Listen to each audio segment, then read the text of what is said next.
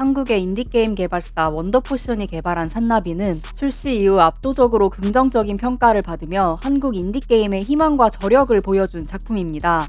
전직 군인이었던 주인공은 정체불명의 존재 산나비에게 딸을 잃고 복수를 위해 거대 기업 마고가 지배하는 마고 특별시에 잠입하는 것으로 이야기가 시작됩니다. 조선 사이버펑크라는 특이한 배경을 보여주고 있는 해당 게임은 가시나 도포, 한옥 등을 네온사인 가득한 미래도시와 섞어 도트로 표현함으로써 독특한 미장센을 보여주기도 했고, 사슬팔로 된 와이어 액션을 핵심으로 속도감을 보여주는 액션 게임인가 싶다가도 후반부에는 눈물샘을 자극하는 스토리로 많은 유저들을 울리기도 했습니다. 최근에는 조연이었던 송소령의 과거를 다룬 무료 DLC까지 공개하면서 다시 한번 큰 호응을 얻고 있습니다. 오늘은 산나비에 등장하는 설정들이 어떻게 게임 속에 녹아있는지 설명해보도록 하겠습니다. 앞으로 할 설명에는 산나비를 관통하는 스포일러가 있을 수 있으니 아직 해보지 않으신 분은 먼저 게임을 해보시는 걸 추천드립니다. 철호패. 게임은 주인공이 딸과 보내는 행복한 일상을 보여주는 것으로 시작합니다. 대장놀이를 하자며 주인공인 아빠에게 산딸기 대원을 구출해오라고 하는 딸이 정말이지 너무너무 귀여운데요. 자신이 대장을 맡을 거라며 주인공에게서 철호패를 빌려갑니다. 철호패는 말 그대로 호랑이가 그려진 금속패로 게임 내에서 신분을 증명하거나 특정 구역에 접근하고 시소를 작동시키는 등 시스템 인식용 인증수단으로 사용됩니다. 이는 조선시대 신분증인 호패에서 가져온 것으로 현재 주민등록증과 같은 역할을 하는 물건입니다. 호패법 전에도 허적이나 호구단자 등 인구를 파악할 수 있는 것들이 있긴 했지만 세금을 피하려는 백성들의 지혜와 더불어 오차가 많았기 때문에 항상 실제 인구보다 적게 집계되었다고 합니다. 그에 따라 인구수를 정확히 파악해 세금 및 군역과 요역 등을 요긴하게 할 목적으로 태종이 만들었습니다. 국방이나 노동의 의무를 지게 할 목적으로 만든 것이기 때문에 그럴 의무가 없었던 여성들을 제외한 16세 이상의 남성들에게는 모두 호패가 주어졌죠. 노비도 예외가 아니었습니다. 노비의 경우엔 호패의 주인의 이름까지 함께 적혀 있었다고 합니다. 호패는 신분에 따라 재질이 달랐습니다. 2품 이상의 가장 높은 등급은 상하, 3품 이하는 뿔, 평민이나 노비는 소나무를 사용하는 등이었죠. 호패를 잃어버리면 관할 관청에 즉시 신고해야 했습니다. 거기서 단순히 잃어버린 것인지 아니면 다른 사람에게 빌려주거나 팔아넘긴 것인지를 조사했습니다. 조사 결과 관리가 소홀했다는 게 밝혀지면 태형 등의 처벌을 받는 경우도 있었습니다. 재발급을 위한 재료비도 본인이 부담해야 했습니다. 이렇기 때문에 백성들 사이에서는 호패를 신주단지처럼 모셔야 하는 무거운 짐으로 여겼습니다.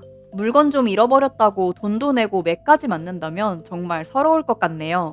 호패와 산나비의 철호패는 이외에도 차이점이 있는데요. 조선시대의 호패는 식별을 의미하는 한자 호가 들어가 있지만 철호패는 호랑이를 뜻하는 호를 써 호랑이 문양이 새겨진 것을 볼 수 있습니다. 그리고 일반적인 막대 모양을 한 호패와는 달리 동그란 모양을 하고 있습니다.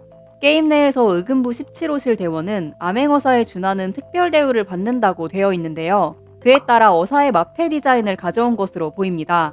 그려진 말의 마리수에 따라 역에서 빌릴 수 있는 말의 수가 달라지는 마패는 철호패처럼 단단한 재질로 만들어져 있습니다. 철호패는 제시함으로써 도시에서 군경의 협조를 얻을 수 있는 등 절대적인 권위를 가지고 있으며 후에 이를 이용해 시스템을 해킹하거나 데이터를 복구하는 등 고도의 정보 처리 장치 기능도 겸하고 있죠. 조선시대 백성들에게는 호패가 삶을 옥죄는 무거운 짐이었다면 산나비 속 주인공에게 철호패는 단순한 신분증이나 명찰이 아닌 강력한 도구로서 작용합니다. 그리고 주인공이 다시 철호패를 꺼내드는 순간 평온했던 일상에서 다시 전장으로 돌아갈 것이라는 것을 상징적으로 보여줍니다. 마고 특별시. 주인공은 정체불명의 조직 산나비를 쫓아 마고그룹이 소유하고 있는 마고특별시로 잠입합니다. 마고특별시는 마고건설, 마고물산 등의 마고의 5개 주요 계열사가 도시를 5개 구역으로 나누어 각각 관리하고 있다는 설정을 갖고 있는 곳으로 각 계열의 대표이사들이 해당 구역의 왕처럼 군림하고 있습니다. 도시의 시민들이 사용하는 비행 차량조차 마고그룹이 소유하고 있는 것을 대여해주는 방식입니다. 여기에 시민들은 거주자인 동시에 그룹의 자산이나 소비자로만 존재하죠. 실제 한국에서도 롯데 기업이 모여있는 송파구 일대를 롯데특별시라고 장난삼아 칭하는 경우도 있는데요. 실제로 기업이 도시를 소유한 사례는 현실에서도 찾아볼 수 있습니다.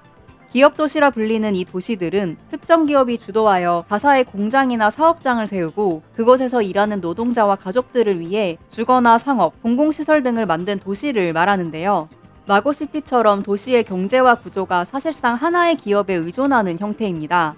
기업 도시는 19세기 산업혁명기 영국과 미국에서는 공장이 도시 외곽과 황무지에 세워지면서 노동자들이 살 곳이 필요해지자 기업이 직접 마을을 건설하기 시작한 것에서부터 출발했습니다. 처음에는 기업이 운영하는 상점에서만 물건을 살 수 있게 했으며 심지어 기업이 발행하는 화폐만 쓸 수 있게 하는 등 통제의 면모가 강했지만 현대에 와서는 지자체와 협력하여 특정 산업을 발전시키는 혁신도시 이미지를 띱니다. 관광업을 지향하는 태안 기업도시나 10개 이상의 도요타 공장을 갖고 있는 도요타시 등이 대표적인 예입니다.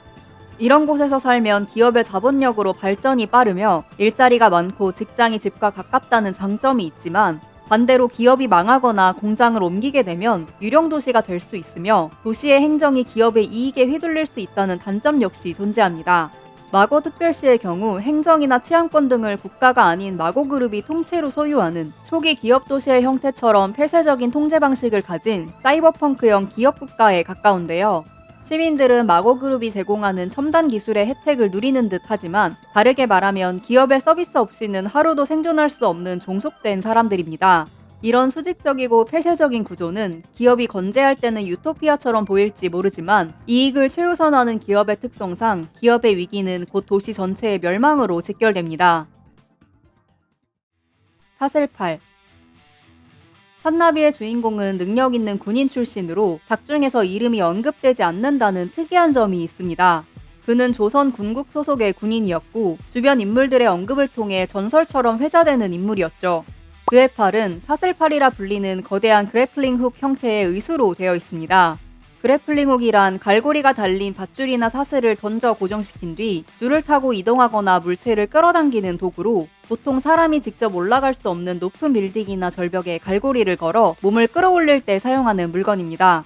주인공의 이 사슬팔은 군부대 내에서도 연식이 오래된 물건이며 다루기 힘들기 때문에 주인공을 제외하고 사용하는 사람이 전무한 골동품이었죠.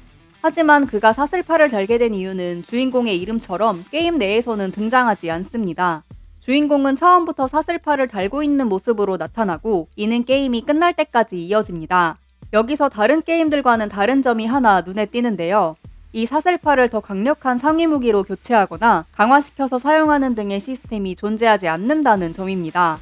즉 사슬팔은 초반에 사용하는 하급 장비나 임시 장비가 아니라 이미 완성되어 있는 무기로 사슬팔 자체로 직접적인 피해를 입히는 것보다는 주인공이 적에게 사슬팔을 걸어 돌진하거나 빠르게 이동하며 주영 지형지물을 이용해 데미지를 주게끔 설계되어 있습니다. 이런 설정들로 산나비는 캐릭터나 무기를 강화시켜 나가는 타 액션 게임들과는 다른 장르라는 걸 보여주고 있습니다. 무기의 수치를 높이는 것이 아니라 플레이어가 와이어 조작을 숙련하면서 난이도를 극복해 나가게끔 설계되어 있죠. 배경이 되는 마고시티는 사이버펑크스러운 화려한 외관처럼 최신 병기와 나노기술로 무장한 최첨단 도시이지만 주인공만이 골동품으로 묘사되는 사슬팔을 사용하고 있습니다. 강화할 수 없다는 것은 상태가 고정된다는 뜻이고 상태의 고정은 변화의 거부는 다시 과거에 집착하는 모습을 나타냅니다. 이는 복수만을 쫓아가는 주인공의 외골수적인 면모와 집착을 보여주는 비유이기도 합니다. 게임의 초반부터 주인공이 딸을 구하길 꿈꾸는 영웅이 아니라 딸의 죽음이라는 과거에 박제된 복수기라는 사실을 보여주는 장치로 쓰이죠. 상실의 슬픔을 애도로 승화시키지 못한 채 사슬팔을 이용해 슬픔의 현장으로 끊임없이 자신을 끌어당기고 있는 것입니다. 플레이어는 속도감 있는 화려한 와이어 액션을 즐기면서도 동시에 자신을 미련 없이 내던지는 아버지의 슬픔에 안타까움을 느끼며 이야기를 진행하게 됩니다. 이는 곧 주인공이 위험을 회피하지 않고 계속해서 같은 방향으로 나아가는 선택을 플레이어가 직접 수행하며 무의식 중에 주인공과 같은 목적을 갖게 하기도 합니다. 산나비는 반전이 뭐겠네, 이렇게 끝나겠네 라는 생각을 하면서 플레이했었는데요. 예상은 맞았지만 엔딩 부분에서 그렇게 울게 될 줄은 미처 몰랐던 게임이었습니다. 설정도 결말도 다 알 것 같은데 대체 왜 눈물이 나는 건지. 끝까지 가는 게 중요한 게 아니다. 산나비의 핵심적인 이 질문은 복수라는 목적지가 아닌 그 과정을 통해 주인공이 잊고 있었던 것들의 가치를 말하는 게 아닐까 생각합니다. 믿고 따라주는 동료들과의 생활, 딸과 뒷동산으로 놀러 갔던 소소한 순간. 일상에서 느낄 수 있는 행복을 잊어버리고 있는 건 아닌지, 이게 행복이라는 사실조차 놓치고 있는 건 아닌지 다시 생각해보는 계기가 되었습니다.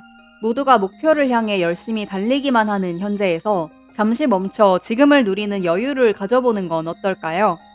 DLC 귀신 쓰인 날도 새로운 전투 스타일과 빠른 템포로 좋은 반응을 얻고 있으니 아직 본편만 플레이해보신 분이라면 오랜만에 산나비를 꺼내 다시 플레이해보시는 걸 추천드립니다. 오늘도 시청해주셔서 감사합니다. 그럼 다음에 또 다른 설명으로 찾아뵙겠습니다.